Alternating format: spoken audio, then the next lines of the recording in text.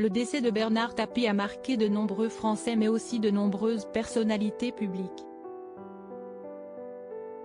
Si est notamment le cas de l'animateur Pascal Praud et du publicitaire Jacques Séguéla qui étaient tous les deux de grands amis de l'homme d'affaires.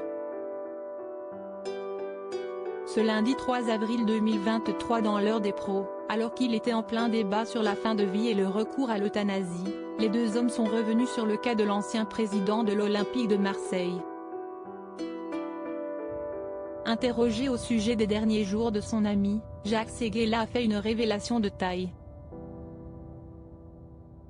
Selon ses dires, c'est Bernard Tapie lui-même qui aurait mis fin à ses jours, avec l'accord de sa famille. C'est lui qui cesse de débrancher. Il cesse de débrancher quand il a eu le résultat de son procès et qu'il a su que, de toute façon, il ne retrouverait jamais son argent.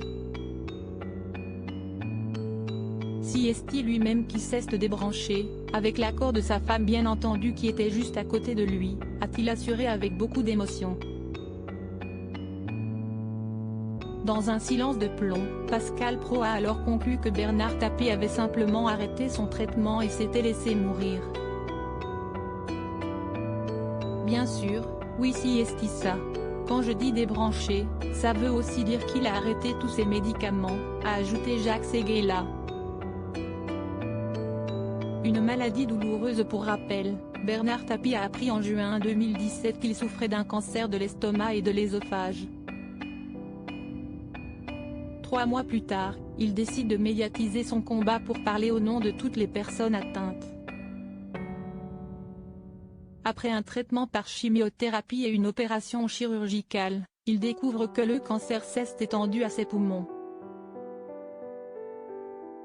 En avril 2021, on lui découvre des métastases aux reins et au cerveau. Il s'éteint finalement le 3 octobre 2021, dans son hôtel particulier parisien, à l'âge de 78 ans. Sa mort a provoqué une vive émotion en France. Pendant plusieurs jours et même semaines, les hommages ont plu sur les réseaux sociaux et à la télévision.